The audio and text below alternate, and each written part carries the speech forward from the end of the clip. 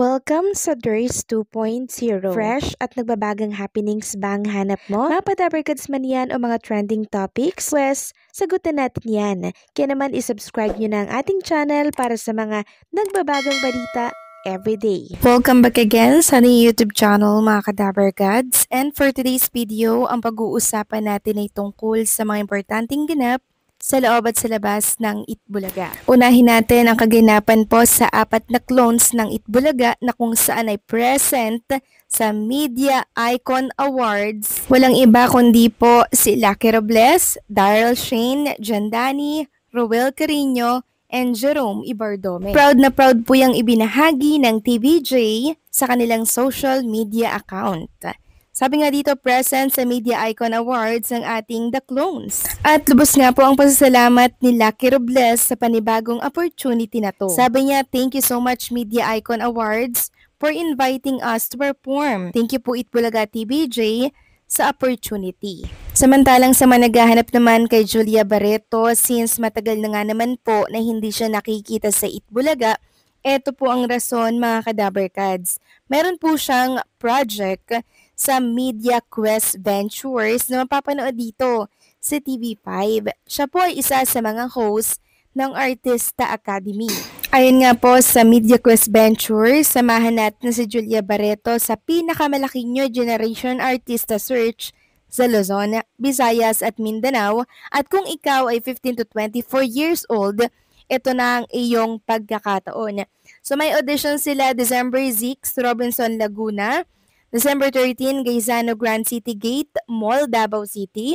December 21 naman sa New Frontier Theater. Kaya kung meron po kayo mga talento, nako, i-grab nyo na to mga kadabarkads. Samantalang pag-usapan naman natin ang tungkol dito sa usapin ni Mr. Arjo Atayde, asawa ni Maine Mendoza. Emosyonal po siya na nagpa-interview kahapon at itinanggi ang akusasyon laban sa kanya. At ayon nga po dito sa bandera, hindi ako lilipad ng ibang bansa. Handa daw harapin po ni Congressman Arjo Atayde ang lahat ng aligasyong ibinabato laban sa kanya sa tamang paraan upang patunayang hindi sila sangkot ng amang si Art Atayde sa maanumalyang flood control projects ng Department of Public Works and Highways. Ayon sa kanya, mas mabuti pong bago daw magturo o ibigay muna sa akin yung ebidensya laban sa atin. Wala kaming tinatago, hindi ako magtatago, hindi ako iiwas, hindi ako lilipad ng ibang bansa. I'm here to thoroughly go to the investigation to fight for my innocence. I don't wanna invalidate the feelings of people towards the gravity of the situation. If I deny, so I had to gather all the evidence backing the allegations against me to prove my innocence po. Well, that's right. Yun yung hinahanap ng taong bayan. Yung backup mo na ebidensya to prove na inosente ka. Kasi kung deny lang tayo ng deny without showing any proof, wala. Hindi yan valid. Samantalang ginulat naman lahat mga kadabarkads ni Tito Sotto dahil sa 150 million para po yan sa Philippine Children's Medical Center. Sabi nga dito sa kanyang bagong statement, walang batang dapat maagawan daw ng kinabukasan dahil sa cancer. Siniguro po ni Senate President Vicente C. Sotto III ang dagdag na 150 million para sa Philippine Children Medical Center upang mas matutukan daw ang mga bata, lalo na ang mga lumalaban sa cancer. So sa gitna po ng mga binabatong akusasyon ni Mr. Anjo Eliana, ito naman po ang gante ni Tito Sotto. Ang mga magagandang plano at layunin para po sa ating mga kababayan, lalo na po sa mga bata na may sakit na cancer. Kaya salip nga naman po na banatan din at gantihan itong si Anjo Eliana, 150 million lang naman ang gante ni Tito Sotto sa mga pambabatikos mo dahil para naman ito sa kapakanan ng ating mga kababayan. At kahit na nga po nag-public apology sa TVJ, itong si Anjo Eliana, tila nagbababala pa siya. Sabi nga dito, naglabas ng public apology si Anjo Eliana para kina Tito Vic and Joey or TVJ, kaugnay ng mga isyong kinasasangkutan niya ngayon. Sa kanyang mensahe, nakiusap si Anjo na sana'y magkaroon na ng kapayapaan at ayusin na ang gusot. Siya lang naman yung magulo, siya lang naman po ang dapat ayusin. 'Di ba? Kasi tahimik po yung binabanatan niya. Aniya, taos-puso siyang humihingi ng tawad at dispensa. Ngunit nakarating daw sa kanya na balak umano siyang diinan at gawing mabigat ang kaso, pati raw posibleng ikulong siya ng panghabang buhay. Bagamat ayaw raw niya ng gulo, nagbigay ng matapang na pahayag si Anjo.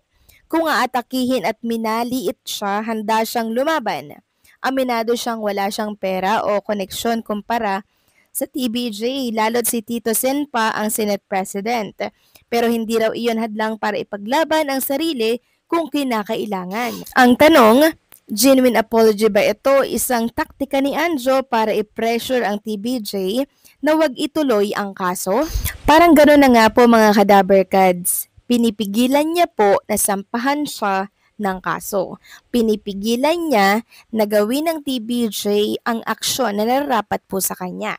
Kaya gumawa siya ng panibagong statement para magbanta po at hindi maghingi ng sorry. Pagbabanta po yun at pananakot na ilalabas niya ang lahat ng nalalaman niya kung itutuloy ng TBJ at ng mga Dabarkads yung ikakaso po sa kanya. Kung inyong matatandaan mga Kadabarkads, di ba nagpa-interview po siya dito kay OG Diaz? Sabi niya nga po, di ba, tatanggapin niya daw yung anumang ikakaso sa kanya kasi deserve niya naman daw yun dahil sa mga ginawa niyang inilabas sa mundo ng social media. Tapos eto na naman, nag-iba na naman po siya. Akala ko ba tanggap mo? Bakit parang natatakot ka sa magiging hakbang ng mga Dabarkads natin sa mga pinagagagawa mo? Sabi mo, maluwag mong tatanggapin kung ano man yung aksyon na yun. Bakit ngayon tila hinaharang mo yung magiging aksyon, legal aksyon ng TBJ laban sa'yo? Tanggapin mo na lang dahil ginusto mo yan. Unang-una, dapat una pa lang naisip mo na hindi mo dapat ito ginawa para hindi na humantong dito.